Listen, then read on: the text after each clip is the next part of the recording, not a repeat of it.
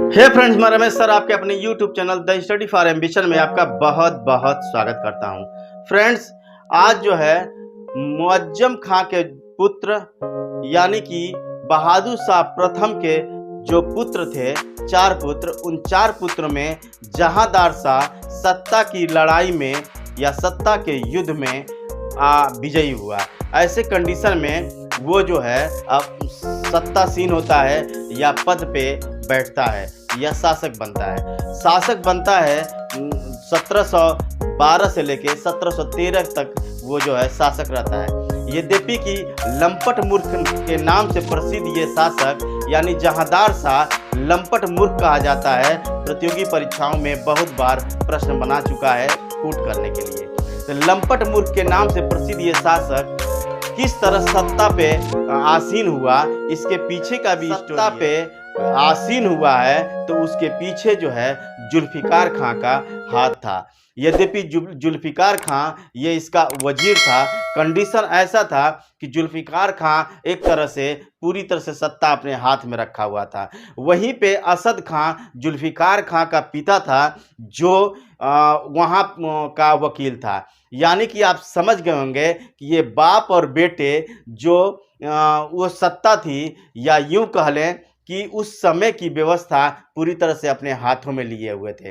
तो ऐसे कंडीशन में शासक की जो स्थिति थी वो जीरो थी। कंडीशन ये था कि वहाँ के जो कार्य करने वाले अधिकारी थे इस चीज़ से नाखुश थे। ऐसे में विरोध होना तय था। आइए सबसे पहले चलते हैं बोर्ड की तरफ और देखते हैं कि क्या क्या कंडीशन थे। सबसे पहले ये कमज़ोर शहजादा था और इसके अंदर सद्व्यवहार, शिष्टाचार की बहुत कमी थी। यानी अगर देखा जाए तो इसे कमज़ोर शहजादा भी कहा जाता है और ये जो है शिष्टाचार, बड़प्पन और सद्व्यवहार की इसके अंदर कमी थी। और इसे जो है लंपट मूर्ख के नाम से जाना जाता है। यानी कि ये लंपट मूर्ख के नाम से प्रसिद्ध है। जैसा कि मैं आप लोगों को बता चुका हूँ, हर प्रतियोगी परीक्षाओं में लगभग जितने भी बने हैं पेपर मेडुअल और मॉडर्न के हिस्ट्री को देखा जाए तो शहजादा जो जहांदार शाह हैं इसके बारे में बार बार पूछता है कि लंपट मूर्ख किसे कहते हैं। तो ये रहा। अब सत्ता की जो बात है कि सत्ता के संघर्ष में जुल्फिकार खां जो है अपने 4 भाइयों से जहांदार शाह युद्ध लड़ा है। 3 भाइयों से युद्ध लड़ा है, चौथा ये था जहांदार शाह। तो जहांदार शाह जो है जुल्फिकार खां की मदद से ये जो है सत्ता प्राप्त करता है और या फिर विजयी होता है। ऐसे कंडीशन में जब सत्ता पे जुल्फिकार खां के हाथों में सत्ता आ जाती है और सत्ता आने के बाद जो है ये वजीर बनता है, जो मैं आप लोगों को बता चुका हूँ। यहाँ तक कि आप कंडीशन समझ गए हैं कि ये पूरी तरह से एक विफल शासक था। किसी तरह से जो है ये सत्तासीन हुआ। यद्यपि मुअज्जम खां अपने आप में कुशल एक तरह से शासक था, बहुत कुशल नहीं कह सकते लेकिन एक कुशल शासक था, बहादुर शाह प्रथम के नाम से प्रसिद्ध था। लेकिन कंडीशन ये था कि स्थिति को देखा जाए तो पूरी तरह से ये एक तरह से विफल था, फेल था। और सत्ता जो है असद खां और जुल्फिकार खां के हाथ में थी।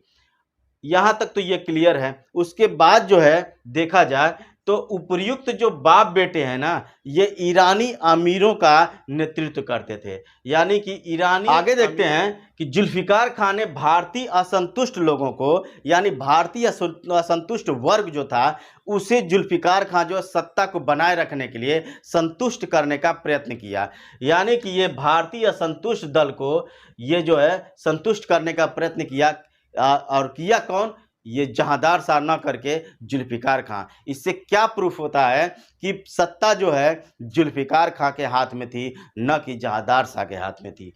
आगे देखिए, इसने जिन जिन लोगों को संतुष्ट करने की प्रयत्न किया है या ये कह लें कि उसने जो है सत्ता को बनाए रखने के लिए जिनको जिनको ये या तो कह लें संधि किया है या फिर उनको कुछ न कुछ पद दिया है जिससे कि वो विरोध न कर सकें और युद्ध न कर सकें। अब ऐसे कंडीशन में देखा जाए, जय सिंह को मालवा का इसने जो है सूबेदार बना दिया। राजा जय सिंह को मालवा का सूबेदार बनाया और उसे जो है मिर्जा की उपाधि दी। यानी कि मालवा का सूबेदार बनाकर मिर्जा की उपाधि दे दी। ये तो रहा पहला जय सिंह का। दूसरा है मारवाड़ के अजीत सिंह को इसने जो है महाराजा की पदवी दी और गुजरात का जो है सूबेदार बनाया। यानी कि मारवाड़ का जो अजीत सिंह थे, इनको जो है महाराजा की उपाधि दे दिया, राजा अजीत सिंह थे, और इनको जो है सूबेदार बनाया कहाँ का, गुजरात का। तो ये रहा 2 पॉइंट जो एक तरह से संधि कह लीजिए या फिर सत्ता के को बचाने का प्रयत्न कह लीजिए। आगे देखिए, जहांदार शाह के समय में जजिया कर, ये भी जो हिंदू एक तरह से वर्ग था या भारतीय वर्ग थे, इन्हें संतुष्ट करने का कोशिश किया गया। जजिया कर को पूरी तरह से समाप्त कर दिया। नेक्स्ट है मराठा शासक जो दक्कन में चौथ और सरदेश मुखी को वसूल रहे थे, मतलब वसूलने की बात थी, उसको जो है ये संतुष्ट करने के लिए क्या किया, कहा कि आप जो है ये इसे जो है वसूलेंगे मुगल, लेकिन वो आपको दे देंगे। यानी कि मुगल वसूल कर, मुगल वसूलेंगे और मुगल अधिकारी वसूलेंगे और मराठाओं को दे देंगे। तो ये रहा सरदेश मुखी और चौथ को, सरदेश मुखी और चौथ को वसूलने की ये बात रही। तो ये भी एक प्रयत्न किया गया। नेक्स्ट है जुल्फिकार खां चूड़ामण जाट और छत्रसाल बुंदेला के साथ भी मेल मिलाप किया। यानी बुंदेलों के साथ भी और चूड़ामण जाट जो थे इनके साथ भी उसने जो है मेल मिलाप या संधि की बात की।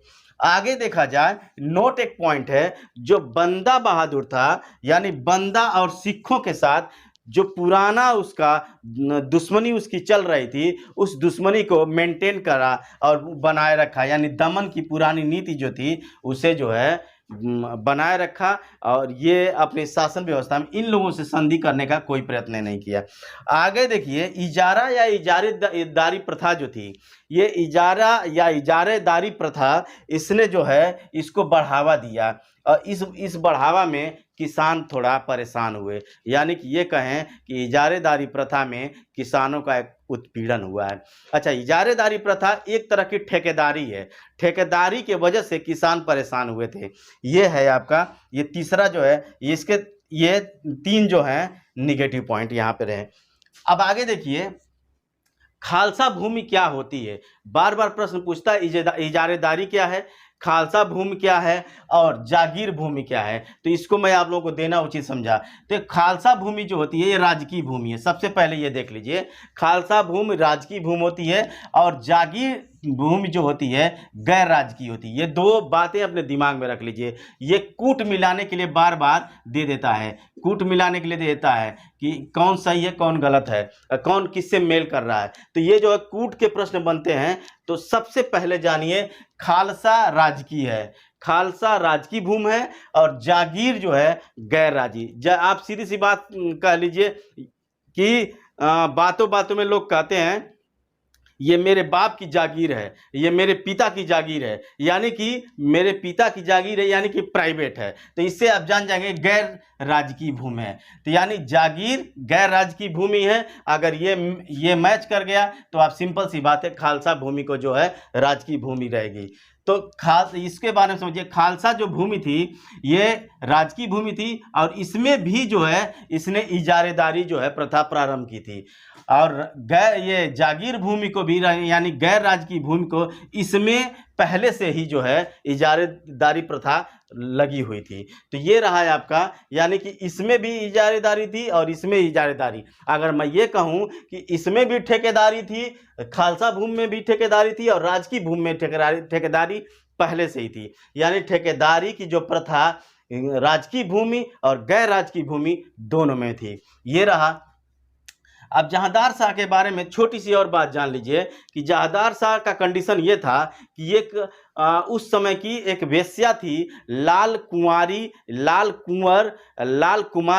कुछ भी कर दीजिए, इतने इतने नामों से प्रश्न बना देता है। तो लाल कुंवारी बेश्या थी, उस पे पूरी तरह से ये आसक्त था। वो इतना इसके ऊपर आसक्त था कि उसे कोठे से उठाकर अपने राज्य में लाया, या अपने कोठे से उठाकर इसको जो है अपनी जो राज व्यवस्था होती है उस राज व्यवस्था में शामिल किया, या ये कह लीजिए कि महल में रखा उसे। तो ये रहा लाल कुंवारी के पीछे दीवाना था। आप समझ लीजिए उस समय का शासक कितना लंपट मूर्ख होगा, अब आप इस बात को समझ सकते हैं। इसके रिश्तेदार यानी कि लाल कुंवर या लाल कुंवारी के जो रिश्तेदार थे, उनको जो है उस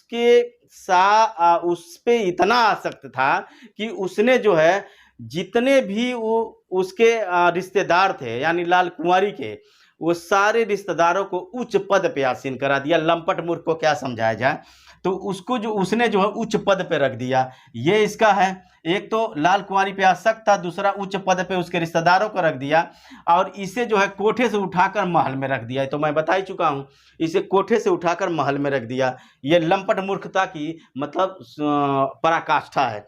तो आइए इसके बाद देखते हैं कि जहांदार शाह का जो भतीजा था वो भी ये देख ही रहा था, और वो सोच रहा था कि कब इसे हटा के पद से हटा के मैं पदासीन हो जाऊं। तो फर्रुखसियर जो है उसका भतीजा फर्रुखसियर जो है वो भी सम्राट बनने के लिए एकदम परेशान था। यानी सम्राट के पद का उसने जो है क्या कर दिया, दावा कर दिया कि मैं अब सम्राट बनूंगा। और जिसमें जो है इसकी सहायता जो सैयद बंधु थे, जो सैयद दो बंधु थे, वो सैयद बंधु जो है इसमें फर्रुखसियर की सहायता की है। अब यहाँ पे आप समझ गए होंगे कि फर्रुखसियर जो है सत्ता पाने के लिए उसने सैयद बंधुओं का सहायता प्राप्त किया, और जो है सत्ता के युद्ध में आगरा में जहांदार शाह के साथ 1713 में उसने जो है युद्ध लड़ा। यानी कि फर्रुखसियर वर्सेज जहांदार शाह के बीच में युद्ध हुआ, जहां पे फर्रुखसियर का सहायता सैयद बंधु थे, वो भी किंग मेकर थे। उस समय के वो लोग किंग मेकर थे। अब उसके बाद जो है ये फर्रुखसियर और जहांदार शाह के जब बीच में युद्ध होता है, इस युद्ध में जहांदार शाह पूरी तरह से पराजित होता है, और पराजित होने के बाद जो है उसकी हत्या कर दी जाती है। यानी कि जहांदार शाह यहाँ मारा जाता है, और फर्रुखसियर जो है ये सत्तासीन होता है। अब 1713 से फर्रुखसियर की शुरुआत होती है। अब यहाँ पे एक लंपट मूर्ख था, वहीं पे जो है ये फर्रुखसियर घृणित कायर था। मतलब ये लंपट मूर्ख महोदय थे, और दूसरा महोदय आ गए कौन, घृणित कायर है। तो ये घृणित कायर व्यक्ति जो है फर्रुखसियर अब फिर सत्ता पे आता है 1713 में। अब ये कितना क्या करेगा आप समझ सकते हैं। एक तरफ लंपट मूर्ख का शासन था, दूसरे तरफ आपका आ गया ये घृणित कायर का। तो अब इसके बाद जो है मैं फर्रुखसियर को आप लोगों को वीडियो दूंगा। अब ये वीडियो अगर अच्छा लगा हो तो इसे लाइक शेयर सब्सक्राइब कीजिए। मेरा वीडियो पर डे जो आप लोगों का मॉडर्न इंडिया का जाएगा, और सिंपल सी बात है कि इससे प्रश्न बहुत बनते हैं। आप लोग मॉडर्न इंडिया को अच्छे से तैयार कर लीजिए। प्रतियोगी परीक्षाओं में जीएस में तो बनते हैं टीजीटी, पीजीटी या अन्य ये कह लिया जाए कि असिस्टेंट प्रोफेसर या फिर डिग्री कॉलेज में लेक्चरर, ये सब में जो है मॉडर्न इंडिया से प्रश्न बनाते हैं जो पॉलिटिकल साइंस के हैं, प्लस जीएस तो ये है ही है। तो फ्रेंड्स ये जो है इसे आप लोग अच्छे से देख लीजिएगा, क्योंकि प्रश्न इससे बनता है। प्रश्न कौन बनता है, सबसे पहला लंपट मूर्ख वाला बनेगा कि ये लंपट मूर्ख किसे कहते हैं, क्योंकि मिलाने के लिए। वहीं पे फर्रुखसियर को घृणित कायर का ये जो कूट मिलाने के लिए आ जाता है।